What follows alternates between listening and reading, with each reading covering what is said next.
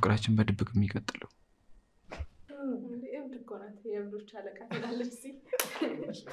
ይኸውልሽ ሲጀመር እዚህ ቤት ስላኖርኩሽ ራሱ ልታመሰግኝ ነው እሺ የሚገባው። የኔን ቤት እኮ ነው። ስለዚህ ይኸውልሽ እንደማዝሽ ሆነሽ አርፈሽ ትኖሪያለሽ። ገባሽ? ምን ሆናችሁ ነው? ኪራ እናቱን የገደላት መስሎት ጸጸቱ እስከዛሬ አለቀቀውም። አባቱን ይቅርታ አድርጌልሃለሁ አልተከፋውብህም ቢለውም እሱ ግን ልቡ ቂም ይዟለኝ።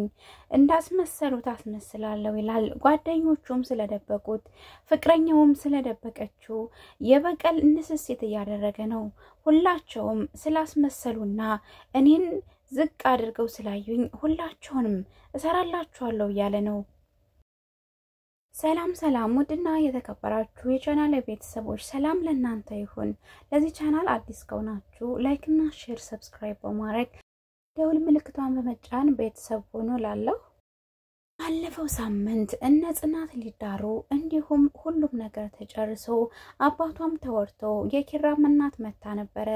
ነገር ግን ባልታሰበ ሁኔታ በኪራ ለመረጋጋት እውነቱን ሲሰማ እናቱን ሊያጣ ችሏል።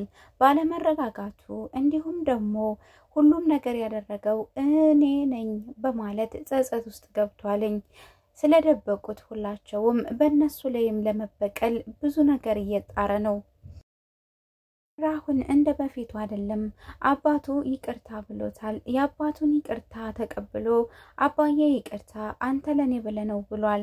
ነገር ግን በይቅርታ የተሸነፈው ልቡ እውነት እንዳልሆነና እያስመሰለ እንደሆነ ይነግረናል። በባለፈው ጊዜ እናትየው እንደታመመች እንዲሁም ደግሞ ሁሉም ሰው እያወቀ ደብቆታልኝ። ግን የለሱ ተብሎ የተደበቀው ሚስጥር እሱን አስከፍቶታል። እኔን ዝቅ አድርጎ በማየት እኔን ሁሉም ነገር እንደማልችል እናቴን ማስታመም እንደማልችል አድርገው ስላሰቡኝ ስለዚህ ያስመሰሉትን እኔም ማስመስዬ አሳያችኋለሁ ብሏል። ኪራ ለጽናት ጥልቅ ፍቅር አለው። ያ ነገር ግን ሊያግደው አልቻለም። የጽናትን ፍቅርም በማስመሰል ሊሄድበት አስቧልኝ። ለዛም መሰለኝ ራሱን ለማጥፋት ይወሰነው። ቤት እየሳቀ ይቅርታ ተቀብያለሁ ብሎ ይቅርታቸውንም ከተቀበለ በኋላ በጥርሱ እየሳቀ በውስጡ የማይፈታ ሚስጥር ይዟል። አሁን ሀዘኑ የለቀቃቸው ይመስላል። ሁሉም ሀዘኑ ቢለቅም የኪራ ሀዘን እናቱን ስላጣ በልቡ ይዞታል። ከፊት ለፊታቸው ይሳቅ እንጂ ይጫወት እንጂ ኪራ አሁን ያለበት ሁኔታ አሳሳቢና እንዲሁም ሰዎቹ ፊት ለፊት እንጂ ከኋላ ብቻውን መተው እንደሌለባቸው ነበረ። ነገር ግን እያስመሰለ ደህና እንደሆነ እየሳቀ ያሳያቸዋል።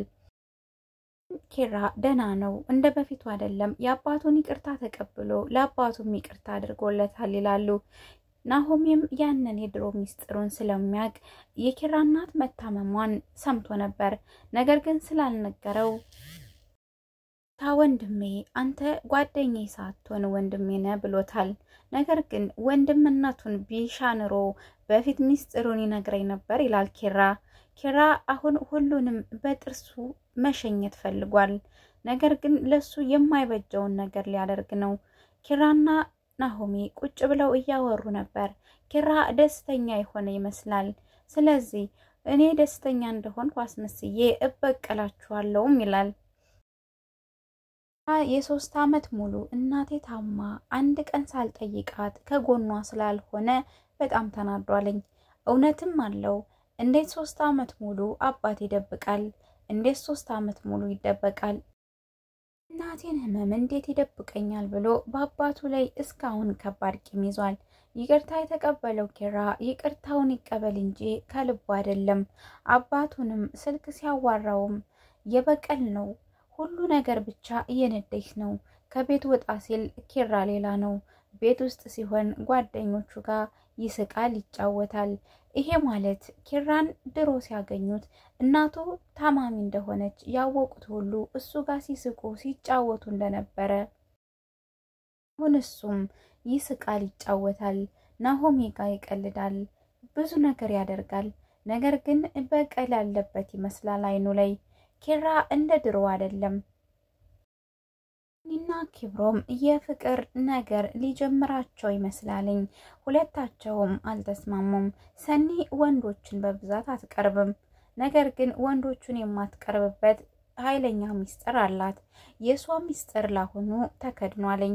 ነገር ግን በእህቷ ምክንያት እህቷ አፍቅራ ወዳ እንዲሁም በእህቷ የባሏ ወገን ብዙ ነገር እየደረሰባት ያለችው ሰኒ ለኪብሮም ያላት አመለካከት ለየት ያለ ነው።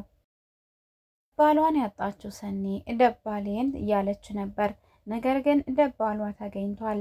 ሁለታቸውም የሚግባቡ ይመስላልኝ። ነገር ግን ሰኒ ከልጁ ጋር እንደማትግባባና ኪብሮም ደግሞ ለምን እንደምትቆጣው እንዲሁም ለምን እንደምትነጫነጭበት ባይገባውም ጓደኞቿ ጸባይዋ ነው አይዞ ይሉታል። እሱ ግን ምንም ሳይመስለው እሷን ለማናደድ በጸባይዋ ላይ ደብል የሆኑ ነገሮችን ያሳያል። የምትለውን ደጋግሞ በማለት ለማናደድ ይሞክራል። እሷ ግን ይሄ ነገሩ ባይመቻትም ቀረቤታቸው ግን ለበጎ ይመስላል ሁለታቸው። ምክንያቱም ሰኒ የሱ ተቃራኒ ናት። ምክንያቱም አንድ ነገር ሲያወራ አይመቻትም፣ አንድ ነገር ሲጠይቃት አይመቻትም። ሰኒ የጽናት ቀሚስ አደናቅፏት በቢጃማው ደረጃ ላይ ስለወደቀች አሁን እግሯን አሟታል። እግሯን አሟት በስንት መከራ ከቤት አትሽ ተብላ ከነጽናት ክፍል ተኝታለች። ስለዚህ ባሉበት ሰኒ አስቸጋሪ የሚባል ባህሪ እያስተናገደች ነው። ከልጁ ጋር ባለመስማማቷም ከሱም ጋር ባለመግባባቷ ጉድ እያሉ ነው ጓደኞቿ። ያለ መግባባት ግን ወደ መግባባት ሲቀየር የነሱ ሁለት ልጆች ፍቅር የሚታይ ይመስላል። ጓደኞቻቸውም የጽናት ሰርግ ላይ ሁለታቸውን ሚዜ ለማድረግ አስበው ነበረ። ያለው እንደሚሆንና ሁሉም በጊዜው እንደሚሳካ ጽናት ትመልሳለች። አሁን የሚያሳስባቸው የኪራ እናት መሞቷ እንጂ የሰርጉ ጉዳይ እንዳልሆነ ጽናት ትናገራለች። ኪራ አባት አሁን ቤቱን ለቆ ወደ ስራው ሄደዋል። ወደ ስራ ከመሄዱ በፊት ኪራና ጽናትን ቃል አስገብቷቸዋል። ኪራን ጽናትን እንዳይወቅሳት እንዲሁም ደግሞ እሷ ከሁለታቸው ትዕዛዝ ላለመውጣትና እነሱ እንዳትናገሪ ስላሏት ስለሆነ ጽናትን ምንም አይነት ነገር እንዳይናገራት የኪራ አባት ኪራን ቃል አስገብቶታልኝ። ይሁን እንጂ ቃል ገብቷልኝ ምንም ነገር አላደርግም አባዬ፣ አንተ ለኛ ስትል ነው ማለቴ ለኔ ስትል ነው። ስለዚህ ይቅርታ አድርግልኝ፣ ምንም ነገር ጽናትንም አልላትም፣ አንተንም ስላስቀየምኩ ይቅርታ አድርግልኝ አባዬ ብሎታል። የኪራ አባት አባዬ ብሎ የሚጠራው ስላልመሰለው ልጄ አባዬ ብለህ እንደምትጠራኝ ተጠራጥሬ ነበር። ስለዚህ እኔ ወደ ስራ መሄድ አለብኝ። አንተና ጽናት በሐዘንም ሆነ በደስታ ምንም መከራ ቢገጥማችሁ እንዳትለያዩ፣ አንተ ትብስ ተባብላችሁ መኖር አለባችሁ። ጽናት ላንተ ያለች የምትደግፍ ስትወድቅ የምታነሳህ ናትና አደራ ብሎታል አባቱ። አባቱን አደራ ተቀብሏል። እሺ አባዬ፣ ጽናት ለኔ ከሷ ውጭ ማንም የለኝም፣ ያለሷ ባዶ ነኝ። ስለዚህ ያልከኝን ሁሉ አደርጋለሁ። በስሜት ተነሳስቼ ስላስከፈው እኔም ይቅርታ ጠይቃለሁ ብሏለኝ። አባቱ ወደ ስራው መሄድ ስላለበት እንዲሁም እዚህ ኪራ ያየው መቀመጥ ስላልፈለገ ወደ ስራ ብሎ ሄዷል። እኔ ኪብሮምን ስታይ ከተኛችበት የሚያስበረግጋት ነገር አለ። ኪብሮም እዛ ልብሱን ለመቀየር ቢገባም አረየትም ቢሄድም መልኩን ፊቱን እንዳላየው እያለች ነው። ምክንያቱም አልተግባቡም ሁለታቸውም። ሮቤል ሁሉንም ይቅር ካለ በኋላ ውስጡ በቀል እየፈላ እንደነበር ያስታውቃል። የሆነ መድኃኒት ገዝቶ ራሱን ለማጥፋት ምላጭም ይመስለኛል ራሱን ለማጥፋት ወደ ሆነ ቦታ ይሄዳልኝ። አባቱን ካወራ በኋላ አባዬ ስራ እንዴት ነው ብሎ ከጠየቀ በኋላ ራሱን ለማጥፋት እንዲሁም ደግሞ ሁላችሁም ማስመሳይ ናችሁ፣ የእናንተ ማስመሰል እኔም ጋር እንደሚሰራ ማሳየት አለብኝ እያለ ነው። ምክንያቱም እስከዛሬ ደብቀውት አብረውት ሲኖሩ የነበሩት ጓደኞቹ፣ አባቱ እንዲሁም ደግሞ ሚስቱ ማለቴ ይሁን ጽናት ማለት ነው የደበቁት ሚስጥር እየሳቁ ስለነበር አሁንም ይቅርታ ብይሎ ይቅርታ ባብለው አሁን ደግሞ እሱ ከልቡ ይቅር እንዳላለና እነሱ እንደጎዱት እነሱንም መጉዳት እንዳለበት አስቦ ራሱን ሊያጠፋ ወጥቷልኝ። ኪራ ማረግ ያለበትን ነገር ራሱ ወስኗል። ነገር ግን ለጽናት እንኳን አያስብም እንዴ? ጽናት ከዚህ በኋላ የምኖርለት ለኪራ ነው ብላለች። እሱ ግን ስለተናደደ ስለተበሳጨ ሁላቸውንም ይቅር ብያለሁ ካለ በኋላ ወደ ውጭ ወጥቶ ራሱን ለማጥፋት አስቧል። በተለይ በአባቱ ላይ በጣም ጨክኖበታል።